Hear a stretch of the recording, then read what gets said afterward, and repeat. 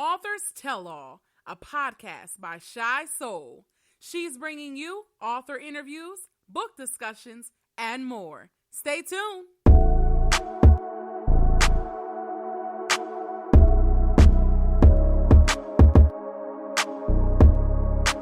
Digits on the beat.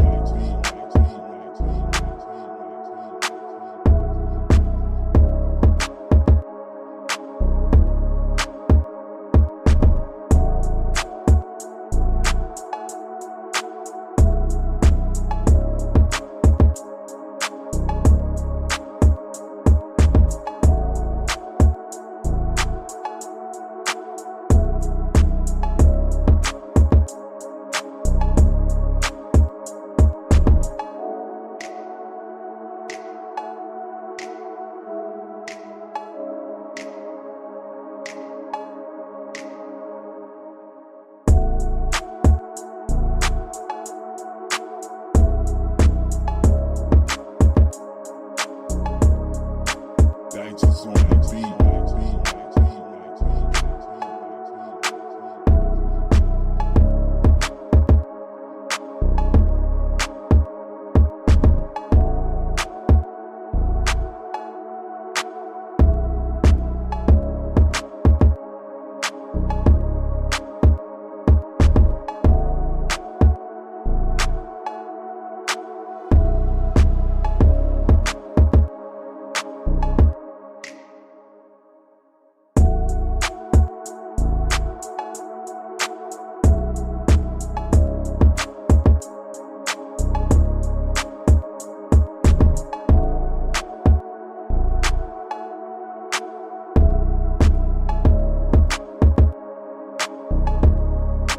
Digits on the beat.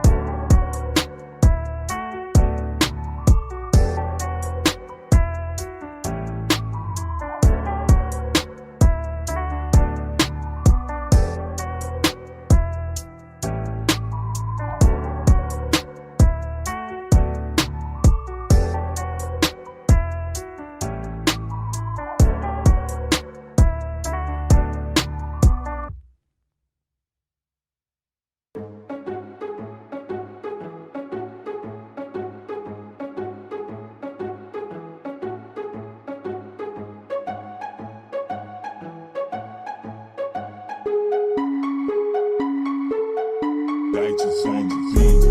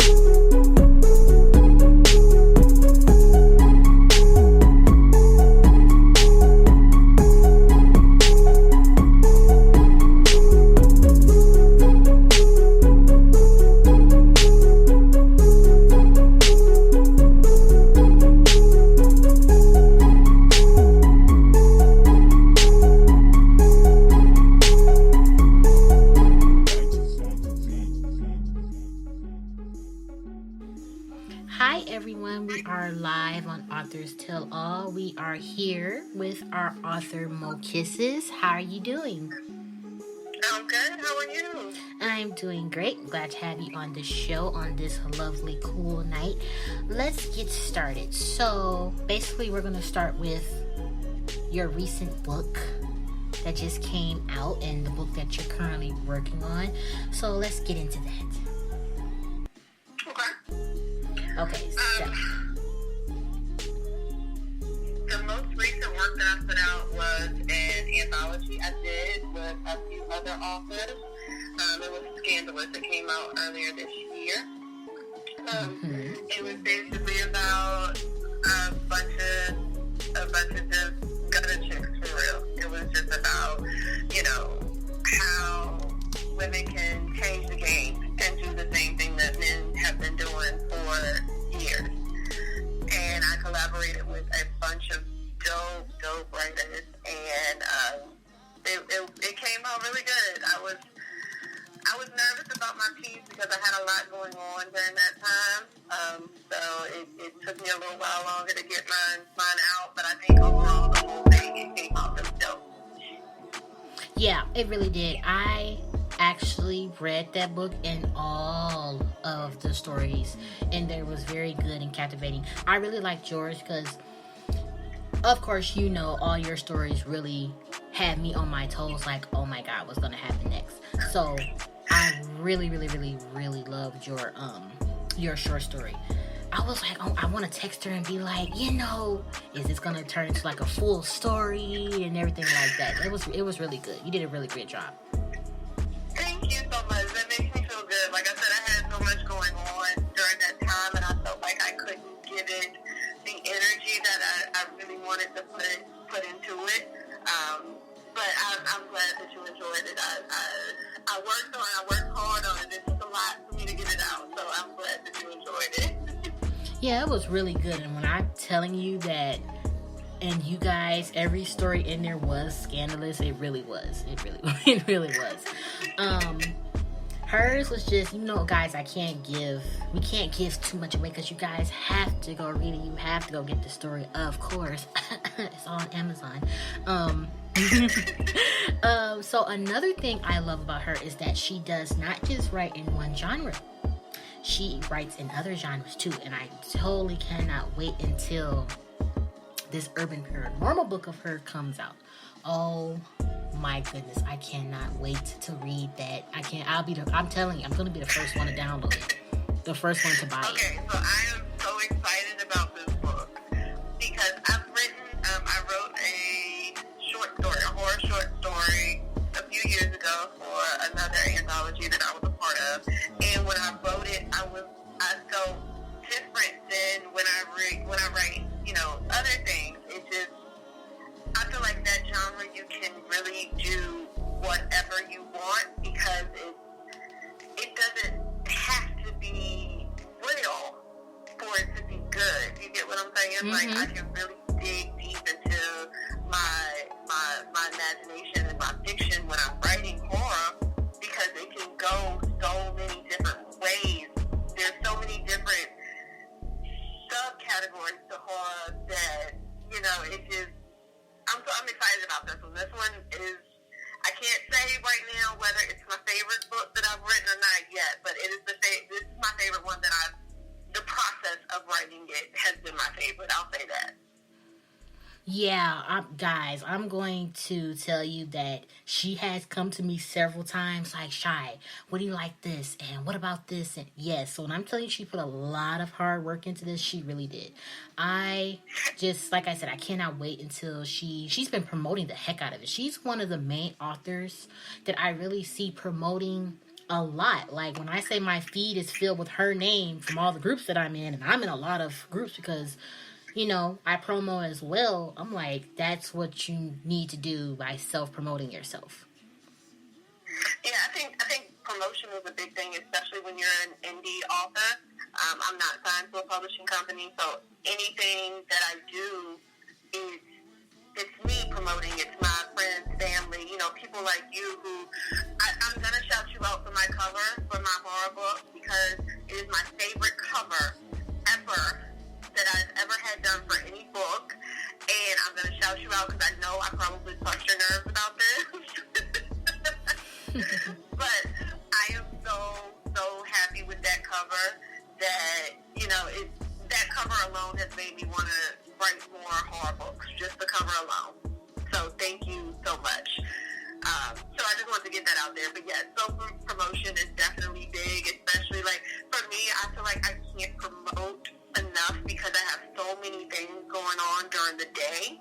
And, I go to school, I go to work, I'm a mom, I'm a wife, I'm a sister, I'm a daughter. I have so many different hats that I wear every single day. I feel like, sometimes I don't get enough of just being me. So when I promote my work, that lets me know that, okay, you did something that you did for you. This wasn't for your sons or your husband or your mom or your sisters or your brothers or anyone else. This is something that you did for you, and that's the satisfaction that I get out of promoting. Even when I walk in my living room, I have my books on my bookshelf as a reminder of you did it. You did this for you. This was something that you wanted to do. You said you were going to do, and you did it. So that's the joy I get out of promoting. Everything she said was literally on point because I preach this so much, and it's only so much that you can say to get through to other people. It's good to spend a lot of money on yourself to promote and to be able to get yourself out there, but are you investing in the right people? Are they really as dedicated to promoting your stuff as you would be? I know you're very, like you said, you're very busy. You have a lot going on. You have married, you have kids, etc., etc., and that is true. Like with me, I'm in school. I do more than just my podcast and my books and all this stuff, but I still find time to promote myself. That's one big thing, because if you don't promote yourself, who will, unless you pay somebody to do it? But are they really, really, really dedicated like you would be? Right. And that's just. And I don't feel that anyone can talk about my work the way that I can talk about my work. I mean, exactly. Of course, the readers, they can just feel for what they felt when they were reading it, but I don't think anybody can toot my own horn the way that I can if I need to promote my work. You get what I'm saying? I can talk about it and give people the inside of, when I was writing this scene, this is what was going on in my life, and this is how I felt. And, other people who promote it, which I think anyone who's ever shared, commented, reviewed, anything like that, I thank you guys, and I love you guys so much. But I think that you felt compelled to do that because of the love that I put into my promotions and how I think the love that I feel for my work comes across. Does that make sense? Yeah, it does. That's just a big factor of being an author. And, of course, I know that she, and everybody else knows that she's not signed to anybody, but I really know why she isn't signed to anyone. I just want to know. It's a lot of authors that's went through what you went through. Plus, I have too. So I think that would be a great segment for us to, touch up on, if you're fine with that. Mm-hmm. Yeah, so we're going to get into the talk about signing a contract to publishers. Oh goodness, That's a whole podcast within itself, to be honest. That's a whole podcast. It really is. Now, me and her have that same similarity because we went through the rockiness of being signed and you know, the little things that come with it. And mine wasn't as bad, but what she went through really kind of boiled my burst my bubble, boiled my blood a little bit, because you shouldn't really have to go through these things when you're, you know, trying to get yourself put out there. And the fact that she said, you know what, I'm not going to deal with that, I'm going to do my own books myself, shows that you can self-publish. So let's get into that. This we don't have to name any names, of course, but the publisher you were with, let's talk about that. Yeah, I was with a publisher, and while I feel that they began with good intention, I think maybe they got in over their head or something. I'm not sure. I can't speak on what they were going through or what happened or how they felt. I just didn't feel that as a publisher, I feel like there's a certain amount of love that you got to give your authors and support, and I don't feel that I got that, especially being a brand new author on the scene. I didn't hardly know anything, and I want to put it out there that I'm still learning things every day about publishing and self-publishing and royalties and all types of things. I'm still learning these things every day, so, you know, although I've been published for a few years, I'm still learning the ins and outs of it. But I just don't feel that, I'll say, okay, so my first book, which is Thicker Than Water, that was supposed to just be it. It was just supposed to be that one book, and that was it, you know, but my publisher pushed for it to be a series, and, you know, the readers, of course, they wanted a series. Now, my first book, literally, that's my baby. That is, I feel like, of any book that I've written, I literally poured my heart and soul into writing that book. I wrote that book before I even thought about being published. I wrote that book just because I wanted to write a book. I've always been a writer. I've been writing since I was like 7 or 8 years old. I've written poetry, short stories, all types of things, and in my mind, I was like, you know what, I can do this. So I wrote my first book, and that was it. That was the end of it.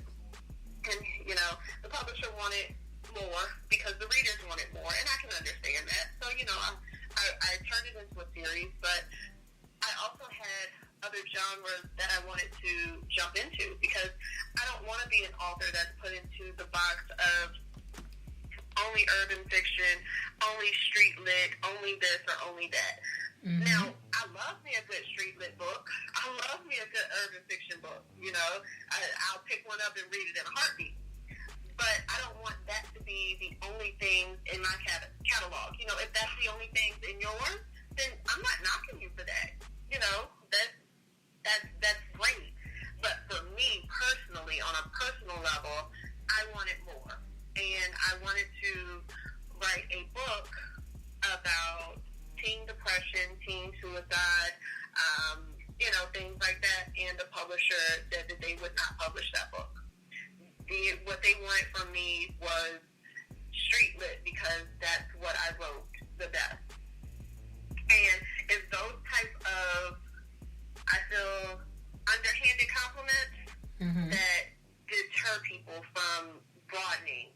You know, I don't want to only have a catalog full of street lit. Like, I have kids, I have nieces, I have nephews. I want them to be able to pick up my book and, you know, get something else out of them. So, you know, I have nieces and nephews. I have my son, you know, and people who I help mentor who go through depression. I've been through depression and anxiety, and, you know, so why can't I put a book out like that? Like, why wouldn't you want to put a book out like that? So that was probably the main thing for me, because in my mind, if you can take my street lit, where, you know, I'm talking about killing and drug dealing and all of that, then why can't you take something where somebody's going to get a positive message out of it? that to me just didn't make sense to me. Exactly. And that's one main reason why it made me so upset. Why? Because I went through that same kind of situation where I wanted to write a very captivating story that dealt with, like she said, teen health and, all the other things that comes with that. And the publisher was like, it's too much shock value. It's too much this. You might want to tone it down. I'm like, that's not how real life goes. You can't just turn the dial and then, you make your life better and you make it calmer and not as intense. Right. That's not what real people go through. I understand that some readers would not want to read it because personally they may have went through it, or it's someone else that they know went through it and they're like, oh, that's too much, I don't want to read it, I'm going to stop right here, and then maybe I'll give her a negative review because she went too far. Honestly, in my opinion, I didn't go far enough because it's young girls, young boys, and even older who go through this. Do you personally think that was enough for them? Yes. Did it happen to them? Yes. So why not tell a story to be like, oh my gosh, I went through this same thing. Thank you for writing this story. That's what I got when I first put the little sample out. They was like, oh my gosh, we did not know that you can, go this in depth. How did you even create the story? Honestly, I don't know. It just came from me knowing people and me reading and just knowing a little knowledge on it. And I'm like, you know what? I'm going to write a story like this. And it just took off from there. So I pitched the idea to another publisher and it was like, yes, we definitely want you to go further and more in depth with this story because this story is just that good that it's going to captivate a lot of young people. I'm young myself. I'm a young adult, so I get that I can write young adult fiction. And that's another thing I want to talk about too. A young adult fiction, and you'll be able to connect with, your age bracket.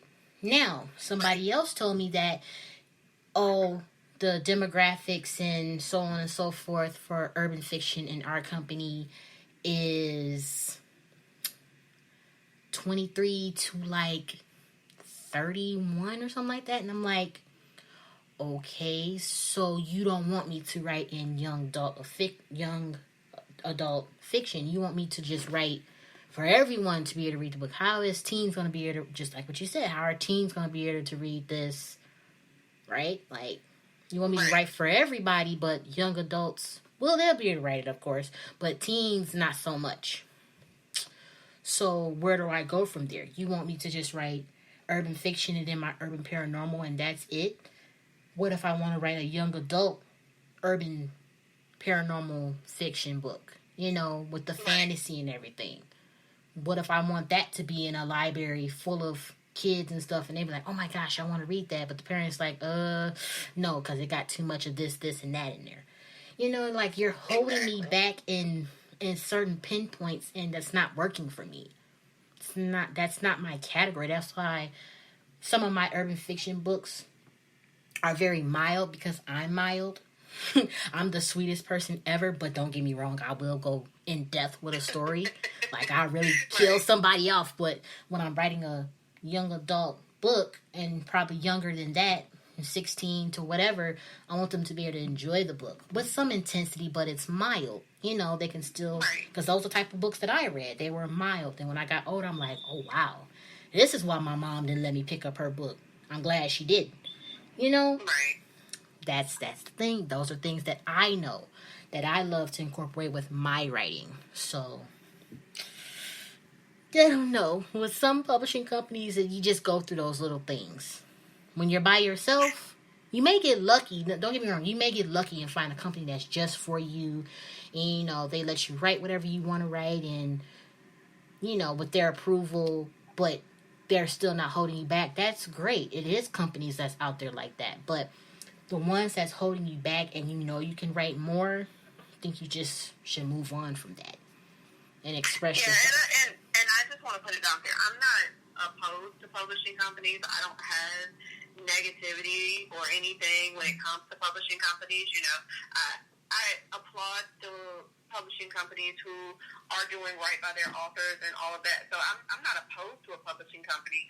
I just know that creatively for me, the publishing company would need to understand if one of my books, I got characters slinging dope on the corner, and then the next one, I'm talking about, something that's going to inspire you, and then the next one, it might be a horror book, and, I need whoever may be my publisher to understand that that's the way that my brain works.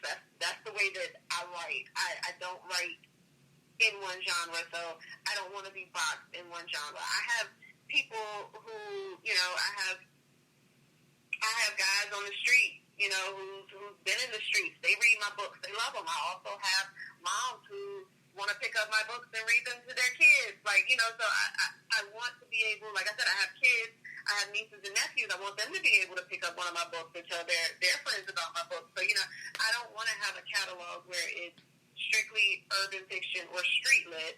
I want something for everybody. I want there to be, someone from every walk of life who can pick up one of my books and get something out of it. Now, I've come to the realization that not everyone is going to like everything that I put out, and I think that was probably one of the harder realizations that I had to come to. Mm-hmm. But, because I'm so critical of my work, but I had to come to the realization that not everything you put out, everyone's going to love it. You're going to have some people that love it. You're going to have some people that hate it. So for me, I have to make sure that I'm comfortable with what I write. And as long as I'm comfortable with it, then I'm okay with this not being the book for you. But I want to be able to say, okay, this wasn't the book for you, but I do have this other book. Maybe that's something that you'll be into. And if all of my books are the same genre, that may not be something that you're into. I want to be able to say, okay, you're not into street lit. So do you like horror books? Do you like suspense books? Do you like thrillers? Do you like, whatever? Well, then check this out. You may not have liked that one, but you may like this one. Yes, that is exactly what I did, because somebody seen a list of my books. Like, don't get me wrong, I am still in that phase. I've been writing for a minute, but I'm still in that phase where I'm like, don't nobody know. No, I write books. And it is people that know I write books. They're just like, the quiet readers. And I love you guys too. Even though you guys don't read a lot of my books or leave a lot of reviews, I still know you guys are there. But just me in general, I'm not the cocky type where I'm like, oh yeah, everybody knows me and my name and my books. Nope. I'm still just the sweetest thing where I'm like, oh my God, you read my book? They're like, yeah, you have such and such amount of them. Of course I read them. Like, oh well, I'm just humble like that. So I'm weird about it. Like, I don't even it's weird, but I don't even like talking about it a lot because it's just weird. Like, I remember after my first book came out, I went to Dollar General to get something, and the cashier just kept looking at me, and she goes, "Oh my gosh, you're the girl who wrote that book." And I'm like, "Oh gosh, that's so weird. Yes, that's me." Yes, I was just about to ask you about something like that. It's weird to me. I was just going to ask you, have you ever had that type of experience? I have. And then, after that, I don't know, I wasn't, cautious. I was just, my eyes are roaming. Are they looking at me because they know I'm shy soul in my town and they read my book? Hopefully they don't come up, because I'm always with my mom, hopefully they don't come and be like, oh my God, your daughter just wrote the most nastiest book ever. Did you know that? I'm like, okay. I'm like, hopefully they don't do nothing like that. But I did have a situation like that. I was in my favorite store shopping with my mom, and I'm like, Mom, I'm finna go up to the cashier and see if I get some help and see if they have this in stock. The lady had been looking at me since I came in the store, but, I really wasn't paying any attention, any mind, until I came up, and she was like, oh my God, you're shy soul. I said, huh? She said, you're shy soul. You wrote Her Drug Lord Turned Her Savage. That was the best book. Oh my God, is it going to be a series? This, that, and the third. I'm like, no. She was like, why? She was like, I have my book in the car. Please let me go get. That was my first autograph. I was like, my autographs looked so ugly. I wasn't prepared. I'm just in here shopping. I look a mess. I'm glad she didn't ask for a picture, because I would have been like, I don't know. But that was the first book I ever signed. I'm like, oh my God. Yeah, I've had that is another thing that's weird to me when people ask me to sign their book. It's like, oh, this is so weird, and not weird in a bad way. I guess it's still just new for me. I'm a very private person for the most part. Like, you know, I'm not, you know, someone who wants, like, for me, I don't want the fame of writing. Like, I just like to write. I just love to write. Like, that's my passion. So I write because I love it, and it just so happened that other people like it too. Okay, that's great. But, like, when people ask me to sign their book or, like, take a picture with them with my book and stuff, like, it's a humbling experience for me because, again, my writing is so personal that I never thought that I was going to actually put it out. I always love to write, and I probably will write until the day that I die, but I never thought that I would ever, like, have the courage to say, okay, you know what, I wrote this, I'm going to put it out there for the world to see. And now that I have, and people, you know, they praise me, and they're like, oh my gosh, when's your next book coming out, and all of that, it just feels so surreal to me, I guess. Yeah, me as well. I'm like, I can't wait until this podcast episode starts and then the next one, and I can ask them this question. It's like, have you ever been through that? And I'm like, yeah. Like, I've talked to a lot of authors, and they say the same thing. They're very humble, and they're so sweet. You know, it's people that be like, oh my God, you wrote a book? Yes, guys, I'm doing my character voice right now. Oh my God, you wrote a book? Like, what do you mean I wrote a book? Yes, I've got that so many times. Like, yes, I wrote a book. It's something I love to do, and I get paid for it. You know, it's my job. They're like, your job? I'm like, yes, I don't have a 9 to 5. I write books all day.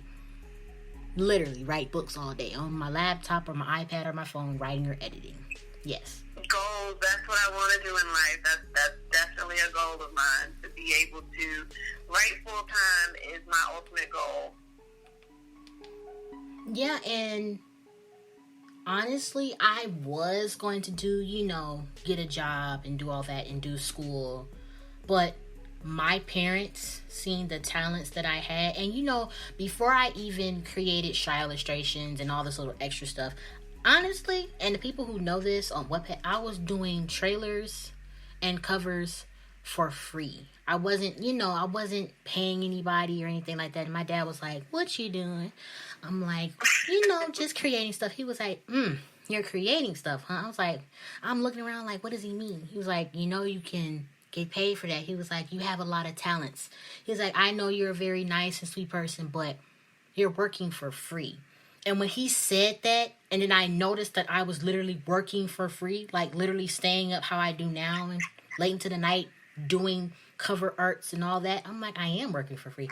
He was like, just create your company and start off from there. And then I'm like, you know what? I like doing this. I like working for myself.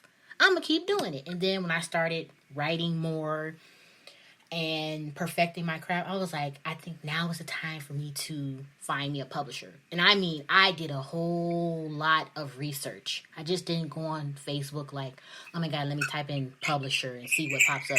I was literally, you know, on Google trying to find a publisher and calling around and all that. Like the publishers that have you type up your book and then mail it to them. I was looking for a publisher like that. And then I was like, you know what? And then I'm going to send some of my books through email. And then that's where everybody was like, oh my God, this is such a good story. And I'm like, I'm getting somewhere. So that's the one thing you guys have to do is do a lot of research before you sign anything. If I can give any advice, I'm not deterring anyone from a publisher, but do your research on the publisher. Make sure that they are okay with your creative views. Make sure that you are okay with theirs. Make sure that you guys mesh well as far as understanding promotions, royalties, you know, upfront costs. Like you gotta ask those hard questions that I did not ask the first time, but now that I know to ask, you know, you gotta ask those questions. So if there's some advice I can give to an up-and-coming author, if you're going to go with a publisher, just do your research. I'm not saying don't sign one. I'm just saying that make sure that when you do, you ask the questions that you have in the back of your head that you may be scared to ask, because you don't, you're a new author and you want to be signed so bad, and, all these things. I understand it. Just make sure that you ask those questions, because you can be in a situation where you are creatively not able to grow. And that's probably for anyone who does anything creative, art-wise, that's probably the worst place for you to be. You definitely want to be with a publisher who allows you to grow creatively, however, into whatever you want that to be. Most definitely, because now that I'm getting into more in depth of what a publisher does, if you guys don't know, I definitely was going to do a full podcast on this. I will, but I will be having my own publishing company next year. And when I'm telling you that I am really like doing my research and learning new things, I really want to make this new part of my company and everything like that flourish. Because it's a lot of companies that, try it and then they may fail because either it's too much, it's too expensive. You have to invest in this, of course. It's editors and all that. And then, then you have the ones that are just doing it for money. I'm not doing it for the money at all. I'm doing it because it's a lot of authors who always come and ask me questions, and I know so much to be this young, which is very true. And it's even older authors that come to me and ask me questions. You know what? I'm just going to start this. And then the authors that I sign, they're going to be able to get everything, because I'm going to be putting my time and effort into them as well. And everybody always asks me, you do all this stuff. How do you do it? How do you manage your time? I'm like, one, because I really do this for, my paycheck and to pay everything. I invest, I save, I do all that stuff, and then I do school, like I always say. That's a big factor of this, because that's definitely going to be the point where my degree and then my art degree is going to further what I'm doing now. Right. So I try to tell a lot of authors that, like, you can really, like, if you really, really want to do this and you're like, I want to figure out how to do it, savings for sure. For your backup plan. Like, if you want to do this and you know you can do it, you can be successful, make sure you have your backup plan. Because I'm young. I still live with my parents. But I still pay bills. Don't get me wrong. I still pay bills. But I still live with my parents because I'm in school. But same thing. Always have a backup plan. I have my backup plan. Most definitely have that. Because I'm like, what if this doesn't really work out? It's working out well. I'm not rushing anything because I have more than enough time. Like, you have more than enough time. So, I push the heck out of this woman. When I'm telling you, I tell you guys this all the time. Every author that came on this show, I'm always in their inbox. Either because I love their book so much and I'm like, oh my God, that book was so good. Like, when's the next one coming? I'm not the pressuring reader where I'm like, you need to do this. Because I hate when my readers do me like that too. But I'm definitely not like that. I'm the cute, annoying type where I'm like, oh my God, when is the next book gonna come out? So, we could talk about this because it's a lot to talk about and I have a lot to say. Little things like that. Little things like that. Yeah, goes a long way. I have a lot of readers who reach out to me often, I'll say. And it's because my writing style is, I don't know why, I can't write fast, if that makes sense. Like, I can't put out a book super fast. And I think it's because of how much I critique myself in my writing that if I put something out and I know it's going to be out for the world to see and it's going to have my name on it, I need it to be good. I'm not saying everyone has to like it. I just need it to be good to my standards. And my standards are so high for myself that I can't push out books as fast as I see other authors pushing out books. And I commend those authors so much because I'm like, I wish I could write that fast. I wish I could get books out as fast as other authors and things like that. I literally cannot. Like, I'll get anxiety if I try to put out a book fast because I don't feel like that I'm giving it the attention that it deserves. Mm-hmm. So, when I tell my readers, coming. It's going to be worth the wait.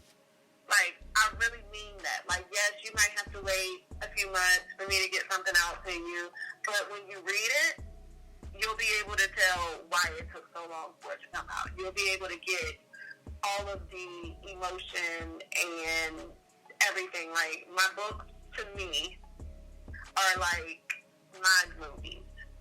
You'll be able to see everything that I'm talking about. You'll be able to feel everything that I'm talking about. You will be in that scene, in that moment, in my book. Mm-hmm. So in order for me to feel like I achieve that, it takes me longer because I have to put myself in that mind movie. I have to put myself in that scene. I have to put myself in that room or, you know, in that field or wherever I am in that book. I have to put myself there. Okay, what does it feel like? What does it smell like? What do I hear? You know, all of those things. What do I see? You know, all of those things to make it a mind movie. And that's the best way I can describe it. Yeah, she has a very big point because imagery and all that is a very, very, very important in your story. Like, if I can't really visualize what I'm reading, I'm going to be like, oh God, I want to finish the book, but I want to put it down, you know? And then there's the point where you're doing so well and you kind of get repetitive. Like, I say this all the time. I read this book. I can't think of the name of the book right now, but the author was just so repetitive with the story. Like, every chapter she kept mentioning in the box. And I'm like, if she mentions in the box one more time, I'm going to stop reading this book. And she did it again. I was like, yeah, can't finish it. But my mom, she finished the whole book. I was like, Mom, just tell me what happened at the end. Because I'm not going to finish that book. Because I can't get past the repetitiveness of her keep saying she was trapped in the box over and over and over and over again. I got the story. I got why she kept saying that. But it just got to the annoying point where I'm like, she doesn't have any other reference or something. And a thesaurus authors, young authors, or new aspiring authors. A thesaurus might be your best friend, or, you know, and, you know, I'm older, so that kind of tells my age, but I guess Google thesaurus. You do not have to use the same word to describe the same thing over and over again. There are millions and millions and millions of words out here in the English language. Use those because it makes the story a lot more interesting. Like she said, when you get repetitive in your words and how you describe things, it slows the story down. Yeah. So, you know, if you Google trapped, synonyms for trapped, you may be able to find 30 other things that you can say. You can say encaged, which, you know, brings the story to a new thing where you can, instead of trapped, encaged is a whole different, same meaning, but it gives the story a whole different vibe. You get what I'm saying? So, yes. The story author. Because I was so stressed out. Because one thing I say that is because I did that in one of my stories. Gladly that I caught it before I even sent it to the editor or anything like that. I kept repeating that, like, I think I was saying he was so, like, deeply in love with her and, like, infatuated. And I loved that word so much. I kept using it over and over and over again. I'm like, wait a minute. Whoa. After I read it for the third time, I was like, yeah, I'm going to drive my readers crazy because I'm driving my own self crazy using this over and over again. So I went back and I was like, okay, I can describe how he's in love with her in different scenarios. So that's what I did. And they was like, oh, I love how she did that. I was like, yeah, you would have hated me if I had kept it the way I did. Because I kept repeating myself over and over again. I'm like, oh no, that's horrible. Well, And, see, yeah. This is a fun fact about me. I don't read my books You after I write them. Oh my God, I got to do the shocked sound effect. Cause what? You don't, oh my God, I've read all of my books like 20 times. Like I'm literally, I can't. What? I'm really shocked right now. Guys, I'm really like. Okay, if I were to go and read my books right now, like if I just said, you know what, I'm going to go read them, they would all come down from Amazon tonight and I would be working on what I find wrong with them. Although readers have said they're great. You know, family and friends say they're great. I will pick apart my book so bad that they would all be down tonight, and I would be working. I wouldn't be able to put anything new out because I would be working on all my other books. So okay. I can't bring myself to read it because I'm going to read it and say, oh my gosh, why did I do that? Why did I say that? Why didn't I do this? Why can't I do this differently? And I will drive myself crazy trying to perfect something that may not need my touches anymore, if that makes sense. Wow. I honestly get what you're saying because I'm kind of like that. I really like deleted the whole story because I was like, why did I read this over with? Like, it was a whole like almost 100K book, and I literally deleted the whole book. And I was like, no, I just can't, because I reread the book and I was like, what the hell was I thinking? You know, and I took a lot of time on the story, and I was like, no, it's just not there. And it was like, and I posted that I deleted the story, and it was like, Shy, no, you didn't. I was like, I did. I deleted the whole story. I was like, it's gonna be better when I rewrite it. They was like, you deleted a whole 100K. I was like, I don't care, because I seen it was errors within the story myself, and I'm like, I don't want that to be picked apart, because I'm sort of like a perfectionist. It's worse with my art. It gets on my mom's nerve, because I'll come to her and pester her like, Mom, do you like how this look? Do you like how this look? And if she says one thing like, and when she do that, I'm like, yeah, I'm deleting it. And I'm redrawing. I don't care how long it took me to draw this. I'm redrawing the whole thing, because I'm like, yeah, that's how I am with writing. So I can't bring myself to really sit down and read my books in depth. Now, I skim through them because I've had to do, of course, interviews like this and talk about them and all of that. So I know what happens in the book. But the small details that everyone loves about them, I can't go back and actually read them word for word, cover to cover, because I'm too critical of myself. And I know that it would turn into me just critiquing the book way more than it should be. Yeah. And I can't do that to myself. Like, I already know that it would just be bad. It would just be me rewriting the whole story. And at this point, I don't feel like that needs to be done. I trust my readers enough to tell me whether they thought it was great or terrible. And, you know, I have my family, my friends who, if I know nobody else is going to be 100% honest with me, I know my husband, my sisters, you know, my mom, I know they are going to be like, okay, I ain't like that. So, you know, I can trust the people that I have in my circle to read it, and they know what I expect from me without me having to go in and read every little detail after I've put it out. Yeah, I totally understand that. But me, I have to literally just like go back and just reread the whole story. Like I said earlier, I'm doing that now with a paranormal story. And I think I stopped at like chapter 20 something. And I'm like, okay, it's so much I can do with this chapter. And I just make notes. You know, I just totally make notes. And then I'll just move on to my other romance book. And that's 50 some chapters. So I've read now, that book I've read like 30 times. Because I myself really love that story. And I've never put it out yet. And I can't wait to put it out, because how much heart and soul I put into that story and into my characters, I'm like, yeah, this probably might be my best one because of how much work I put into it. Now that one, I didn't delete anything or change anything. It's just, and to make it even crazier, it's not even done yet. It's not even done yet. And it's on chapter, I think like 53, 54, something like that. In my head, I'm like, all it needs is 4 more chapters and I'm done. This story is not going to be a series. It's going to be a standalone. But knowing my publisher, he's probably going to push me a little harder to make it into a series. I mean, the story I don't mind being pushed at all. The story can be made into a part 2 because of all the love turmoil, they put themselves through with each other. And then, you have the other factor in the story with the love triangle type thing. That's all I'm going to say.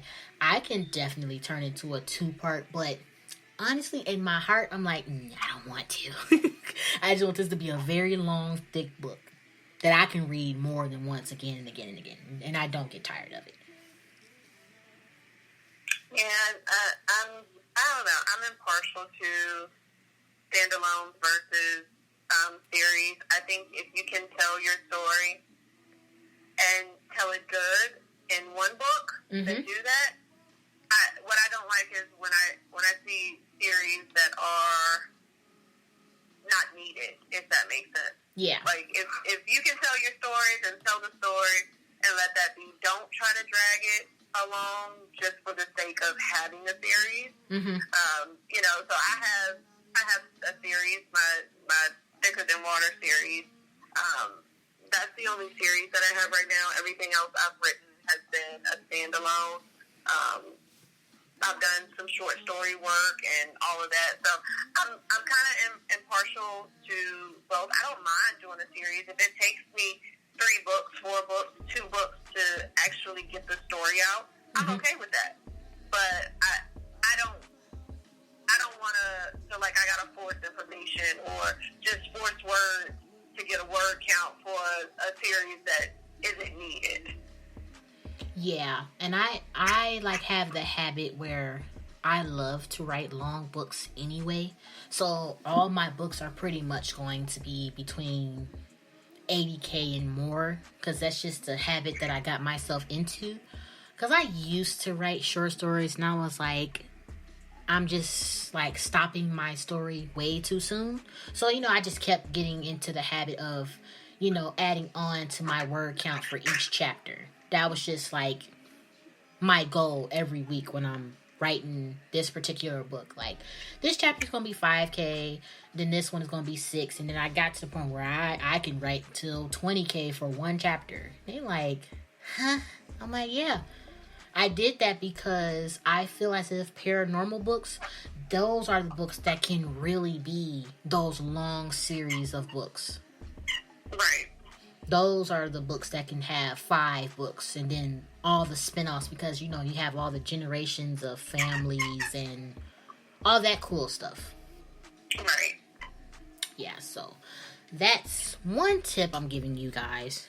Because with urban, you can do a good amount of series to your books. If you have the Kingpin, his dad was the Kingpin, and now the son is the Kingpin, then it's going on and on and on. And then, like, they have the kid, and then, you can do that, but that's been done a lot.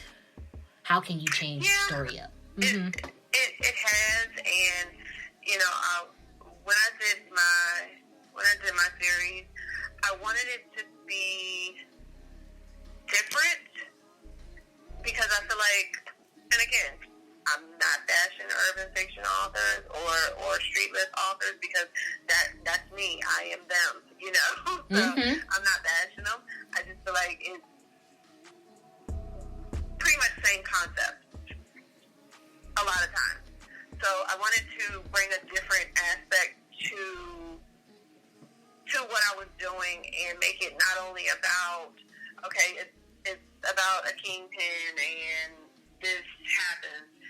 I wanted to make it so that something more happened than just they're going to sell drugs and there's going to be killing and, the kingpin is going to fall for a girl, or, some girl's going to fall for a street guy. I wanted to bring more to the story than just that generic concept. And I feel like that I did that with Thicker Than Water, just to kind of give everyone a little back piece on Thicker Than Water if you haven't read it. Thicker Than Water is my first book that I ever put out. It has 3 parts. It's Thicker Than Water, Blood is Still Thicker Than Water, and then Forever Thicker Than Water. And basically it's about a girl who, her parents were, her dad was a big kingpin, and on her 16th birthday, her parents were killed, and her brother was shot in front of her. So the story story basically picks up in present day where she wants to know what happened, like who did it. So while it's a street lit, concept, there's still a little bit of suspense and, who did it, who killed, and after she finds out who did it, what do you do now that you know? How do you handle that? Because you were a young girl, you weren't in the streets. Your dad was in the streets, but you weren't in the streets. You were old, and you ain't have to be in the streets. So what do you do at this point? So, I don't want to spoil the book for anyone who hasn't read it, but just bringing a different element of suspense to it. I had so many people, after they read the first one, like, oh, I know who did it, and when they read the second one, they were like, so I thought it was one person and it wasn't them, and it's like, that made me happy because I was able to draw readers into one thing, and like a magician, there was something going on behind the curtain that you never seen coming. Mm-hmm. Yeah. Now that story, I have not read it yet, guys, but you guys already know, I definitely bought the story. I just haven't gotten to it yet. So after she told me that, I'm definitely gonna find a little bit more time to be able to read that entire series. And I'm a fast reader, so I'm being her inbox like, oh my god, that was, I'm extra. But I actually like that. That's very, very different. I'm gonna be honest with you. I actually had sort of like an idea like that. The story is totally not even done. The story only got 3 chapters. It only got 3 chapters. But I had the whole story planned out. And when you said that, I'm like, whoa. So we have like that. A lot of authors have, especially if they're very close, they have that mind thing. I don't know how that happens. When did you start writing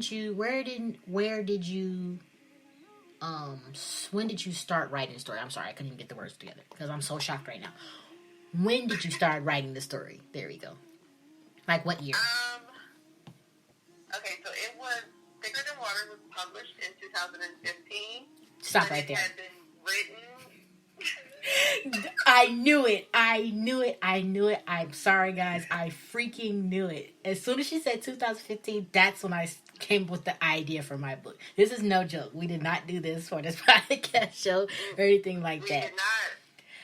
That is exactly when I came up with the idea and wrote those 3 chapters, because literally the book only has 3 chapters. I'm not joking. The book, 3 chapters, that's where I stopped at, because I'm the type of multi-writer. 2015, wow. Continue. When I put it out, now mind you, it had been written for, I don't know, it had been written for a while. Like, I of course I added to it after, I knew that I was going to put it out there. But, like, the concept of the book had been written for, I don't know, since probably, like, 2010 or so. Like, I sat on that book for so long with all the doubt in my mind, like, is it good? Are people going to read it? This isn't a typical street lit book. What if people don't like it? What if it's not good? What if it's not well written? What if I'm not good enough? So I went through that whole phase of whether I was good enough to actually publish it. Mm-hmm. And in early 2015, I had been going through, a dark time, so to speak, and was feeling really low and down about myself. And the one thing that spoke to me all the time was my writing. I was heavy into writing poems at that time. And, like, going back and just looking at, like, my poetry books and stuff, I was like, you know what? You are good enough. Your writing is good enough. Whether anybody else likes it or not, you like it. So go ahead and do it. Like, stop playing. Stop playing around. Stop sitting on this book because, like, in my mind, I'm like, you're sitting on something where, like, the same way that I feel about books like Fly Girl or The Coldest Winter Ever or, some of those books where they're, like, timeless. Mm-hmm. I'm like, you could be sitting on a timeless book, and you're sitting on it for what reason? Like, put it out there and just let it be. So, 2015, September 2015 is when I actually put it out, and I just remember the day that it was going live, and I was literally sick to my stomach, like, could not eat, could not breathe hardly. I was literally, like, sick to my stomach all day because I'm like, in my mind, I really did this. Like, you really put your thoughts out into the world. Like, why did you do this? Oh, my God, I can't get it back now. Like, it's too late. It's out there. And that night, I actually got a call from my publisher, and he was like, I just want to congratulate you. You're a best-selling author. And, it didn't register in my mind at the time. I'm like, okay, thanks. So, it's doing good. He was like, your book debuted at number 6. And, I know a lot of people, some people don't really care about the Amazon list and all of that. But, like, for me, never published, never had workout, anything like that. Like, for me to hear that a book that I had been sitting on for years debuted at number 6, like, I just sat there and I cried. Like, I remember I called my mom, and I'm crying on the phone, and I'm like, Mom, I did it, and I'm a best-selling author. Ugly cry and everything. And it was just one of those moments where you can't really even describe in words how you feel. Like, it was like a weight lifted off of me, like, off of my chest, because it was one of those things where I wanted to do this my whole life. Like, since I was 7 or 8, this has been a dream, a goal, something that I've always wanted to do and never thought that I was good enough to do it. And then when I finally do it, not only is it good, not only is it good, but the world thinks it's good. Like, it debuted at number 6. For no one to know little old me, like, that was huge for me. And, like, I cried like a baby. I cried like a baby. I did too, literally, when my first book ever came out. Like, I literally have my first book in paperback sitting on my desk right now. That's literally my motivation every day when I start writing. That book, it debuted on the list at like 32 on the hundreds list, and then it shot up, and I was like, oh my God, really? And this is literally my favorite book I've written, because I went out of my norm. I went the extra mile. It's so much drama in the story. You're like, she has to be crazy. How old is she to even know all of this? Because I wrote the book back when I was like 16, 17. Yeah, like 16, 17. And everybody who read the book, I made sure to really not tell my age at that time. Because if everybody who see my picture, they're like, yeah, you don't look your age. So I just kept my age and then I didn't reveal my picture. That was a point where I didn't want, like, my identity, quote unquote, to be, I just want everybody to just know my name. So when I put that book out, when I was on Wattpad, they was like, how old are you? How do you, I'm like, I'm not gonna say. Just read my books until I decide to put that out there. So when this got published on Amazon, everybody was like, hold on. How old are you really? I'm like, I'm 20.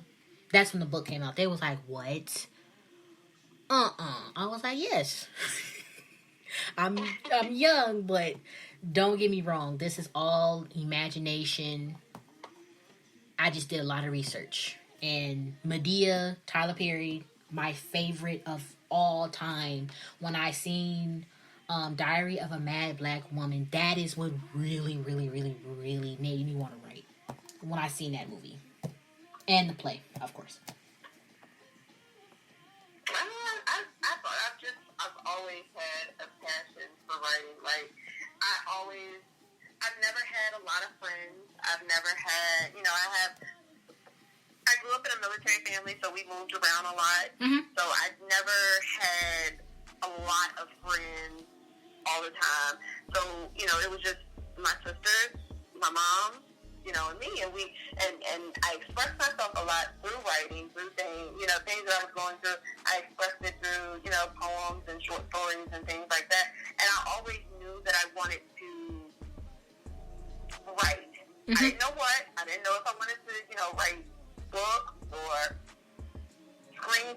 book, I just know that with everything that goes on in my mind every day, I need to write to get it all out. It's like, I tell people all the time, like, I have characters in my mind that talk to me, that talk to each other, and I know people think I'm crazy when I say it, but I literally have characters that help me write my stories. I have, you know, characters in my mind that help me write my stories. That's why I have a lot of short stories, because I have a lot of, my mind is all over the place all the time. Yep.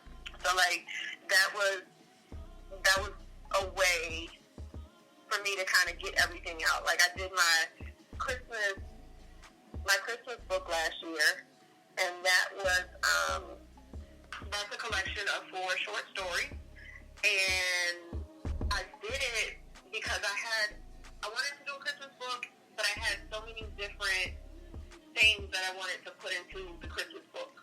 Like, I wanted to do a Christmas book about the forgotten people or situations during the holiday time. Like, you know, everyone thinks about, you know, family, and it's a great time of year, and it's about love and happiness and, you know, all these things.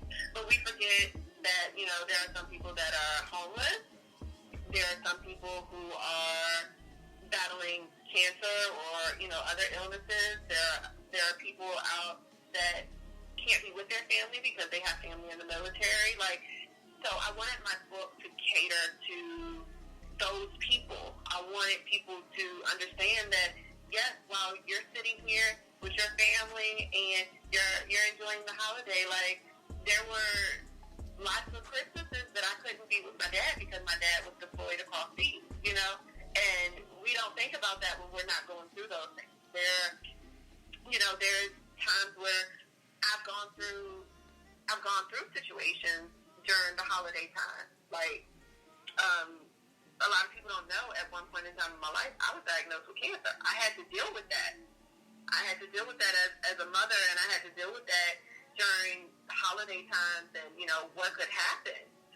And that made me not want to be in the Christmas spirit. It made me not want to be happy, because why do I have to deal with this? You get what I'm saying? So it's like we tend to forget about people who are going through certain situations. I have people that I know that has lost people around the holidays. Like, so the holidays will never be the same for them. Like, and we tend to forget about that. So I wanted my holiday book, my Christmas book, to highlight those things and kind of remind people that, yes, while this is a wonderful time of year and it's a great time to be with your friends, your family, and all of that, understand that, you know, some people can't enjoy it the way that you can. And these are the reasons why. And I also wanted it to be uplifting to people who have gone through those situations, to let you know that, you know, I know it's hard. I've been there.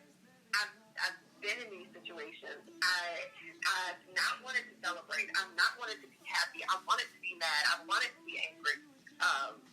You know, and that's okay. Like, it's really okay. But I want people to understand that you're not going through it alone. And it'll get better, and you'll get through it. Because I can say that, because it got better for me. And I got through it, you know. So I just wanted to kind of, different from the typical, this is going to be just a great and wonderful story, I wanted it to touch on some of the hard things that, you know, most people don't want to talk about during the holiday season. And then I cried again when I put that one out, because that book actually debuted at #1. It had a little ribbon beside it, and I cried like a baby. I literally cried in my husband's arms, cried like a baby when I said that, because, again, I didn't know how people would perceive that. Like you said, I didn't know if it was too deep or it was too much, you know, for the holiday season. You know, some people don't want to be sad during those times. They don't want to read about sad stuff during those times. And I didn't know if it was going to be too much. And when it debuted at #1, like, I literally cried in his arms, because I was like, you know what? If I just helped one person get through it, then I'm good with that. I applaud that, because that's just putting so much emotion and, you know, the realism into your book. And that's just going to be a lot of people that can relate to that. And I love that so much. I love that so much. Thank you. Everybody wants me to do a holiday book, and I'm like, a holiday book? I have to be extra nice. Oh my gosh. I love drama. Can I just stick to, because I told her this. I just love writing twisted romance and paranormal and just dark urban books. That's just, I don't know why that's my style, but, I just love that. She was the first one I told when I wanted to change my author name. She was like, I love it. Yep. She was like, I freaking love it. Just go with it. If anybody else doesn't like it, oh well. She's like, that fits you. When she said it fits me, I was like, She was like, it just fits the genre that you're going in. She said, she's like, of course you're still going to write not paranormal, but urban books, but you're going into more, so, that's going to connect with a lot of new readers. I was like, okay. Because she's going to be pretty much the first test reader and be like, just read this. Tell me if I went dark enough. Because literally, my stories are going to be so twisted and just crazy. I can't, thank you. I can't be like so nice with a story. Like, everybody wants to read a happy ending, but happy endings don't happen to everybody. So that's pretty much what my books are going to, new stories is going to be like. And I can't wait. So, if I was to write a Christmas story, it's gonna be dark. It's gonna be dark. That's for sure. They're gonna get their Christmas and all that, but along the way, it's gonna be some problems, for sure. Yeah, and I mean that kind of, it wasn't dark. My Christmas book wasn't dark, but it did touch on those hard subjects that no one wants to talk about. Like, again, when people think of Christmas and holidays, they think of just such a happy time and caroling and togetherness and all these other things. And like I said, they don't think about, the kids that are in foster care, or they don't think about, the people that are homeless, or like I said, the people who have lost someone and don't want to celebrate this holiday. So it wasn't dark in the sense of, just dark and gory, but it was, it did go deep into things that a lot of people may not feel comfortable talking about. Yeah, that's very true. And you guys, what I mean by, like, she gets what I mean by dark, because she done read some of my snippets. What I mean is, like, don't you know The Corpse Bride? I mean, something like that. I literally mean dark like that, where it's just the Addams Family type of Christmas, type of writing. So if you guys want to read that, then you let me know, because I'll just explain. I'm here for it. Yeah, I'll just explain it to my publisher, and he's gonna be like, "Go for it." He was like, "I'm not. Hey, you want to write what you want to write like that? Go ahead." Because, like, I can write a sweet story. I've done it before, but then, like, it was just, like, so boring for me. I'm like, that's why everybody calls me Queen Drama, because I just love just all the drama and all that comes with a story. People love that stuff.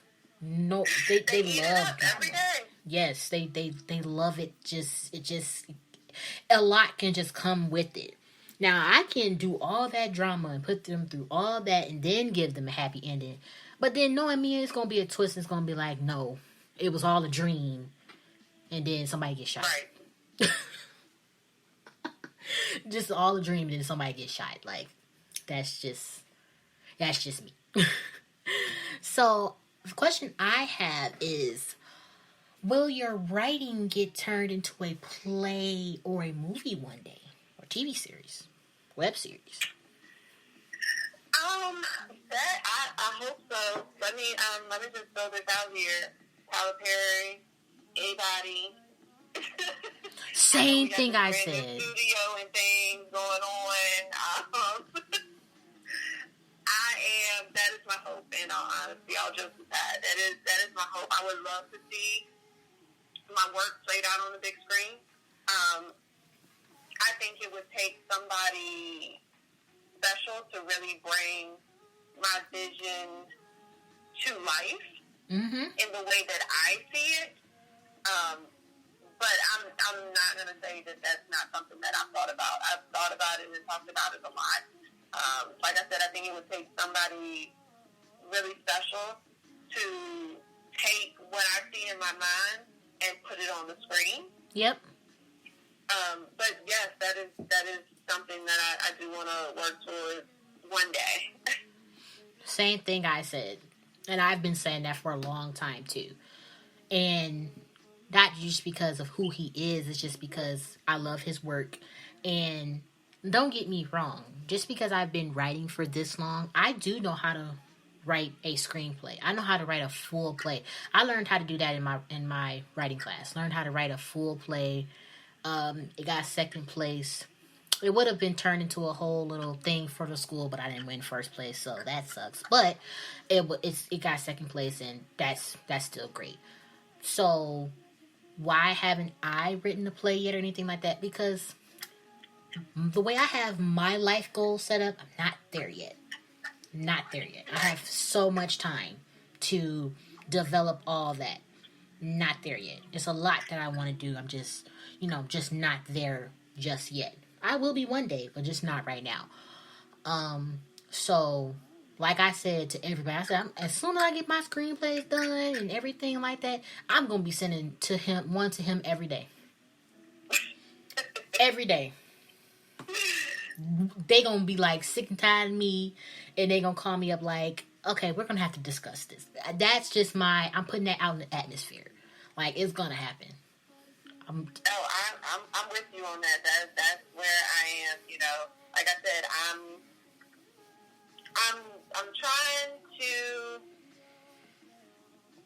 trying to lean more on, you know, not my own timing, because I think that's where I get so frustrated with things, where I'm like, I feel like I should be doing this, or I feel like these things should be happening and they're not happening. Why are they not happening for me right now? Yep. And I have to stop leaning on my own timing and just kind of trust the process, so to speak. You know, that's the thing, trust the process.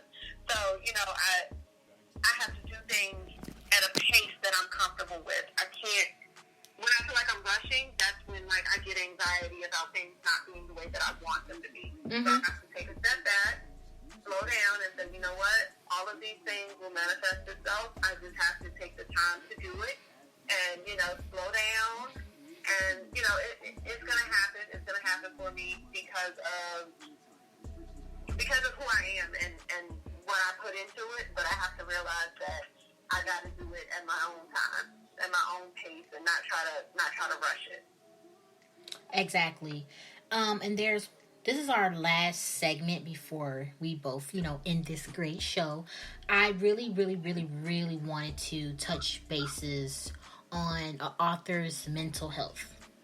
That is one thing I care about so much, because I know a lot of authors that go through depression and anxiety and, you know, all of that. And like I said, I'm such the more caring person that I will check up on everybody before I really check up on myself. You know, guys, I'm just fine, all that.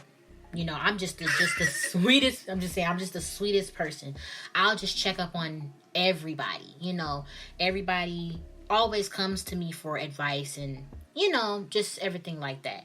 And I didn't got from a lot of authors and saying like they're stressed because they want the book to work out and they don't know if they should publish it because they're scared what people will say. And, you know, I'm getting anxiety writing my story. I think I want to stop. So that's one thing, our last thing that we're going to talk about, because I've just been seeing a whole lot on social media. And I'm like, yeah. I think, in all honesty, social media plays a big part in that, just as a whole. Because when you see certain things, you wanna do and be just that good. And I know that's why for me, when I'm in my headspace of writing, I can't get on social media. Like when I'm in write mode, I have to be on write mode, and that includes no social media or whatever the case, because you get to a point where you start, well, for me, what I started doing was I started comparing myself to other writers. And that wasn't good for me. I'm not you. I'm not, any other writer out here. So I can't compare myself to what someone else is doing or how they're doing it. Like I said, there's authors that are putting books out like so often, and it got to me at one point where I was like, I can't do this. How do I keep my readers when I can't put books out like other authors? And, my husband really sat me down and he was like, what you put out is enough to keep your readers. Whenever you put it out, they're going to read your book because of what you put into them. So if you're not putting a book out every month, you have people who are going to wait 6 months for you to put a book out because of what you put into it. But you can't rush a book just to put something out there to say that you have something out there, because your readers are used to a certain type of quality that you put in your book. So if that takes you 6 months, 8 months, a year to put that out, your readers are going to appreciate that more than if you sit down and try to rush a book and just put anything out there. Exactly. So, it was, especially early on, it was rough for me because I'm like, okay, I put out Thicker Than Water, so now I got to follow up with something, and I got to follow up quickly because it's hot, and, okay, now I got to put something else out. And I had to really take a step back for me and for my mental health, because it was like it was turning into something that I didn't like anymore. It was no longer that I had the passion or the love for writing. It was I had to write to keep readers. And he basically had to reel me back in and say, no, you don't write to keep readers. You write because you love it. And that's why you keep readers. Like, it has nothing to do with how much you're putting out in a short amount of time. It's about what you're putting out whenever you put it out. He was like, you don't see commercials where, Lamborghini is putting out a new Lamborghini every single year. You don't have to see those commercials. Like, because it's a Lamborghini. So they don't have to do all of that to get people to buy Lamborghinis. People are going to buy Lamborghinis regardless. So that's how you have to think of your writing. Your writing isn't, a Honda. Your writing is a Lamborghini. I was like, oh, okay. Exactly. Because I've had to the point where I was like, where am I going to go with my writing? Because what I was like, I'm not getting reviews. People aren't really sharing my story. Like, what am I doing wrong? And the person I talked to, he was like, your stories are good. He said, I don't really like to read like that, but I read your stories. I listen to you read me your stories every night, and I'm like, this girl can write. Like, and it'd be like, babe, when you gonna put out the next book? I'm like, huh? He was like, that book was really good. When you gonna finish the next one? I'm like, you don't even like to read. Like, he was like, but your stories are good. He's like, don't listen to what I'm saying. He's like, your stories are really good. He said it's gonna be a lot of people, like we always say, it's gonna be people who don't like your stuff. It's gonna be people who do like your stuff. And he was like, what you're doing is great. He was like, you're young writing books. You're writing books. You're doing something you love. Don't try to look at somebody else like, oh my God, they're getting 100 and some reviews. He was like, you're going to get there at one point. He was like, just keep doing what you're doing because your books, he was like, you're signed for a reason. Obviously, your publisher sees that you can write and you can pull a story together. You have good concepts. You can do your own covers and you can do everything you want to do. I don't have anxiety. I just will stress myself out. Literally, that's what I was doing. Literally just stressing myself out. Like, where am I going to go with this next book? Like, I'm not trying to burn myself out. That's for sure. Definitely not. Right. Definitely don't want to do that. But I have so many stories in my head. So many characters that want to get written out. And all I have to say is, if you want to write a book, just do it. Just take your time. But most definitely, if you want to get signed and, you want to take the time from a publisher to be able to work with you with your book, you should put a lot of dedication into what you write too. That's for sure. Don't just send. Yeah. Don't just. That's the big thing for me. Like I said, essentially, my books are my legacy. They will be here long after I'm gone.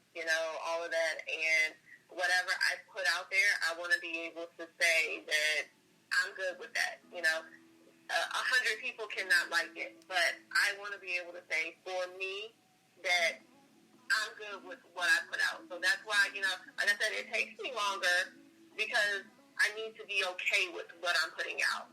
And, it's been a journey. It's definitely been a journey. It's not over. I'm not done. I'm not stopping anytime soon. I will be writing, like I said, until I am physically unable to write, and then I will be telling somebody to write what I need them to put out for me. Exactly. So, I'm not gonna stop. Like I said, it may not be a book every month or a book every 2 months. It may not even be a book every 3 months. But I'm going to continue to put out the quality of work that I'm okay with, and I just hope that the readers understand. And I know people who don't write books don't necessarily understand what it really takes to write a book. But I just hope that my readers rock out with me and understand that it's coming. I got dope work coming. I really do. I have a lot of things coming, and I think 2020 is going to be a really big year for me because I have sat and planted the seeds this year. This year has been my year of planting the seeds, and I think 2020 is going to be the year where I actually start to see them grow because I have probably 11 books right now that are so good, and they've all been started.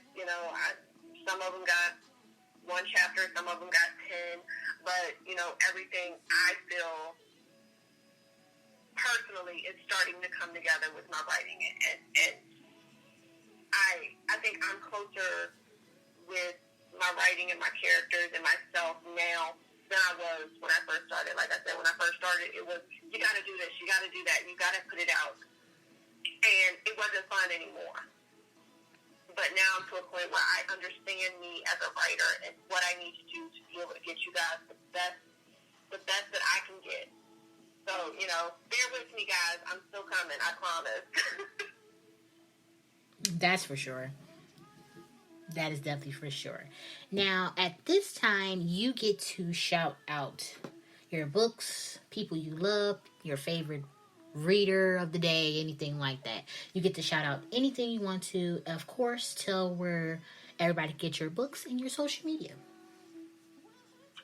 Okay, I just want to shout out my friends, family, everyone that supported me. I want to shout out my husband, my boys, my 3 boys. Y'all are like my motivation to do this day in and day out. Like, I can't express that enough. To my sisters and my mom and my dad, I love you guys so much. I know I have pushed my writing on y'all for so many years.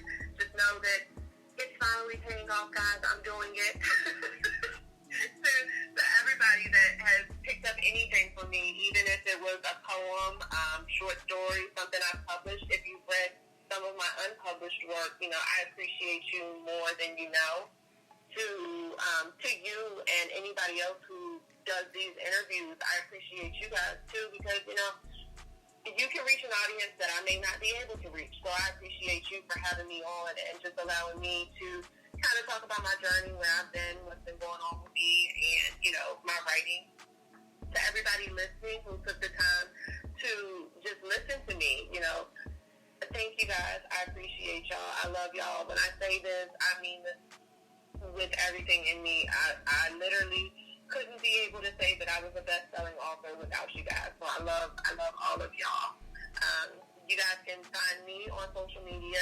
You can like my author page. It's author MoKisses. You can add my personal page. That's where you're going to get a little bit more of me. And that's going to be Moshe Jones. on Facebook, on Instagram as well, at author MoKisses. So you can find me there. You'll get a lot of my personal pictures, me, my family, things like that. You, of course, go on Amazon. My book's on Amazon, Barnes and Noble, Goodreads, all those things. Always leave me a review. I don't care, good or bad. I like to be able to get better every day. So leave me a review. Tell me what you think. My inbox is always open. You can always hit me up and we can talk about it. I am starting to do live discussions and live book reviews. So if you want to do your book review live with me on Facebook, let me know in my inbox and we can do that too. Just thank you so much. Like I'm so humbled by these experiences, and I just thank you and everyone else so much for even taking the time to, speak with me. I'm a little girl from a little city in Lynchburg, Virginia, and it's just so humbling to be able to have this platform and know that people are enjoying my book. So thank you. No, thank you. I cannot wait until you come out with that new book. Oh my God. Like I said, I'm going to be the first one to get it. First one to pretty much read it. Yeah, I can't wait. I'm so glad I could have you on the show. I definitely will have you on again when you have further and more books coming out. But until then, I love you. She loves you. Good night.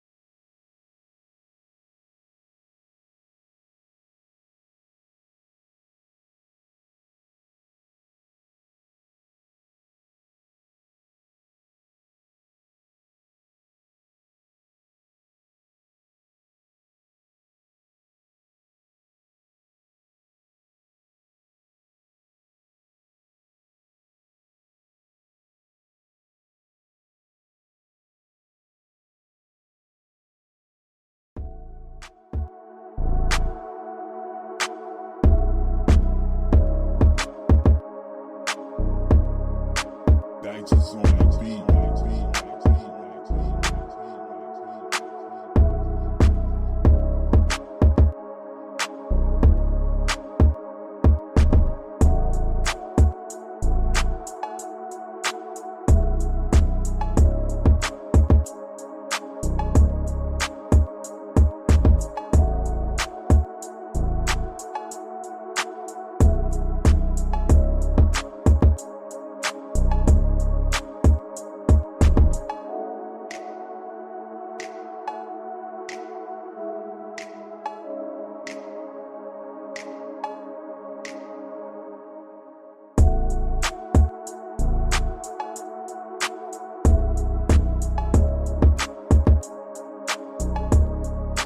Digits on the beat.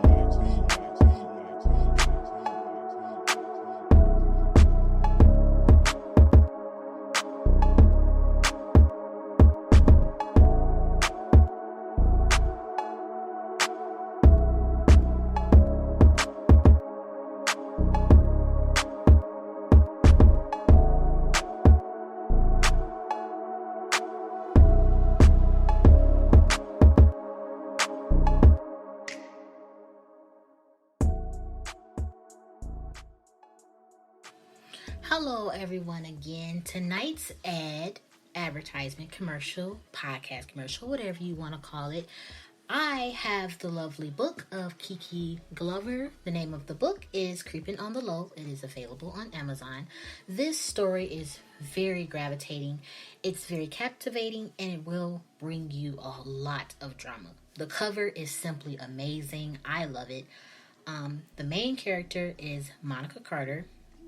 She is a very successful matchmaker. She runs one of the most prominent match dating companies in South Florida, her only rival being the mainstream dating site eLove. However, with her superb matchmaking skills, she somehow found herself in a unfulfilling marriage. Seeing her marriage is doomed to fail, she decides to seek pleasure outside of her union. Now, that's all I'm going to read. That is from the description from her book off Amazon. I myself had read a few pages. I do have the book. Like I tell you, I buy everybody's book that is broadcast and sponsored on this show, interview or not. This book is all that. You guys really need to go get it. Also, follow Kiki Glover on Facebook. I do have all her social media to give to you guys. She is on Instagram, Snapchat, Twitter, and again, get the book on Amazon. It's available ebook. You guys really need to check this out. Her Instagram is _Majin Bay. Her Facebook page is Kiki-author. Her Twitter page is Kiki Shanique. And that's all you guys need to know for now. I may do a slight reading for the next advertisement. That will be next week on Friday. I will not reveal our author just yet. You guys will have to look for that on the like page. Authors Tell All podcast show. And that's all. I love you guys. Have a great night. Enjoy the beats.